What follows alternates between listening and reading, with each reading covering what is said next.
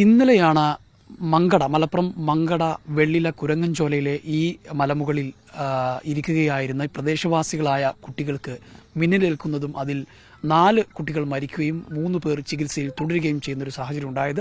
ഇപ്പം ആ ചികിത്സയിലുള്ള കുട്ടികളുടെ ആരോഗ്യനിലയിൽ പുരോഗതിയുണ്ട് എന്നുള്ളത് ഏറെ ആശ്വാസകരമാണ്. പക്ഷേ ഈ വെള്ളില എന്ന ഈ ഗ്രാമത്തെ സംബന്ധിച്ചിടത്തോളം അത് വലിയ ഒരു ദുഃഖം തളം കെട്ടി നിൽക്കുന്ന ഒരു സാഹചര്യമാണ്.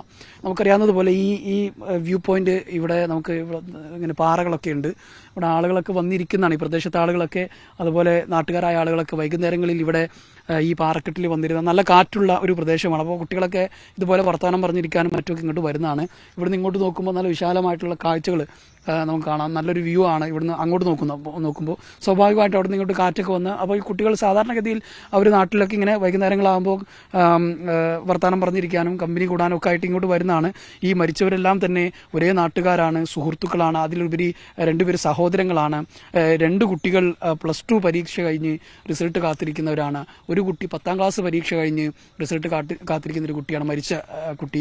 ഒരാൾ ഇവിടുത്തെ സമീപത്തെ ഒരു മൊബൈൽ ഷോപ്പിൽ ജോലി ചെയ്യുന്ന ഒരാളാണെന്നാണ് നമുക്ക് മനസ്സിലാക്കാൻ കഴിയുന്നത്. ഇപ്പം ഈ ദൃശ്യങ്ങൾ കാണാൻ കുട്ടികളുടെ ചെരുപ്പാണ്. അവർ ഇവിടെ ഈ ഭാഗത്താണ് ഇരുന്നത് എന്നാണ് നമുക്ക് മനസ്സിലാക്കാൻ കഴിയുന്നത്.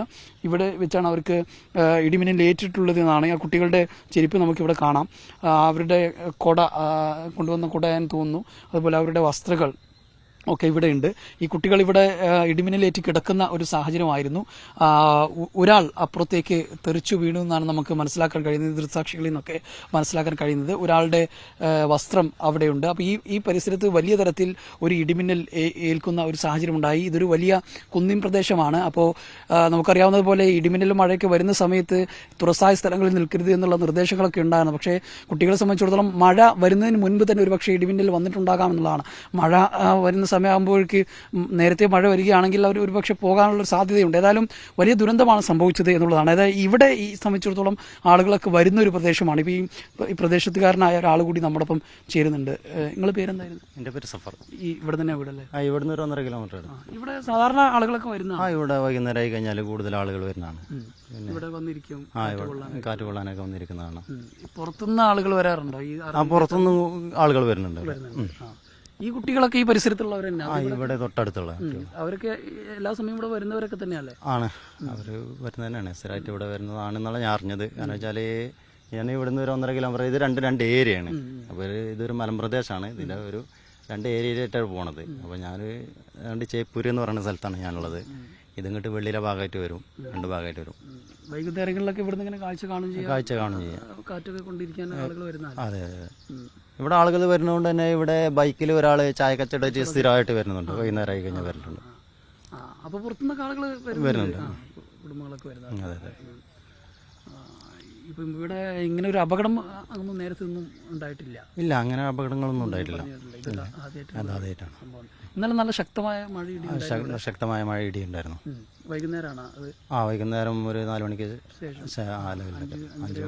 അതെ അതെ. നല്ല മിന്നൽ ഇടി ഉണ്ടായിരുന്നു.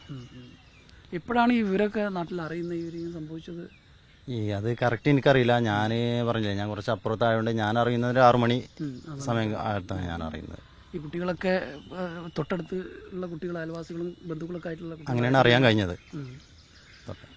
ഏതായാലും ഈ വളരെ വലിയ ഒരു ഞെട്ടലാണ് ഈ നാട്ടുകാരെ സംബന്ധിച്ചുണ്ടായത്. ഈ കുട്ടികൾ ഇവിടെ വീണ് കിടക്കുകയായിരുന്നു. അങ്ങനെ ഇതുവഴി ഒരാൾ പോകുമ്പോൾ അയാളെ, ഈ പരിക്കേറ്റ ഒരു കുട്ടി വിളിച്ചപ്പോഴാണ് ഈ വിവരം പുറത്തറിയുന്നതാണ് നമുക്ക് ലഭ്യമാകുന്ന വിവരം. അങ്ങനെയാണ് പിന്നെ അദ്ദേഹമാണ് നാട്ടുകാരെ അറിയിക്കുന്നത്. അങ്ങനെയാണ് പിന്നീട് ഈ കുട്ടികളെ ആശുപത്രിയിൽ എത്തിക്കുന്നത്.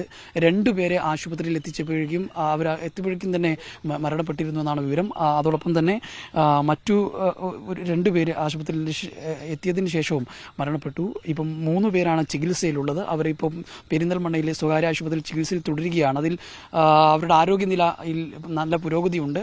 അപകടനില തരണം ചെയ്തു എന്നുള്ളതൊക്കെ വളരെ ആശ്വാസകരമാണ്. ഏതായാലും വലിയ ഒരു ഞെട്ടലിലാണ് ഈ നാടുള്ളത്. ഇനിയിപ്പം പോസ്റ്റ്മോർട്ടം നടപടികളൊക്കെ പുരോഗമിച്ചുകൊണ്ടിരിക്കുകയാണ്. അതിനുശേഷം പൊതുദർശനത്തിന് വയ്ക്കും. നാട്ടിൽ തന്നെയുള്ള വെള്ളിയിൽ തന്നെയുള്ള ഒരു ഹാളിലാണ് പൊതുദർശനം വയ്ക്കുന്നത്. അതിനുശേഷം അവരുടെ വീടുകളിലേക്ക് മൃതദേഹങ്ങൾ കൊണ്ടുപോകും. അതിനുശേഷമായിരിക്കും ഏതാണ്ട് 1:30 കൂടിയായിരിക്കും വെള്ളിലേത്തിൽ തന്നെയുള്ള ജുമാ മസ്ജിദിൽ ഒരുമിച്ച് തന്നെയാണ് ഖബറടക്കാനും എല്ലാവരും ഒരേ മഹല്ല് നിവാസികളായതുകൊണ്ട് തന്നെ ഒരുമിച്ച് തന്നെയാണ് ഖബറടക്ക ചടങ്ങുകൾ നടക്കുക എന്നുള്ളതാണ് നമുക്ക് നാട്ടുകാരിൽ നിന്ന് അറിയാൻ കഴിഞ്ഞത്. ഏതായാലും വലിയ ഒരു ഞെട്ടലിലാണ് ഇപ്പോഴും ഈ വെള്ളില മങ്കടയിലെ ഈ വെള്ളില ഈ കുരങ്ങൻചോല പ്രദേശത്തുള്ള ആളുകൾ ഉള്ളത്. ജംഷീർ കൊടിഞ്ഞി, മീഡിയ 1.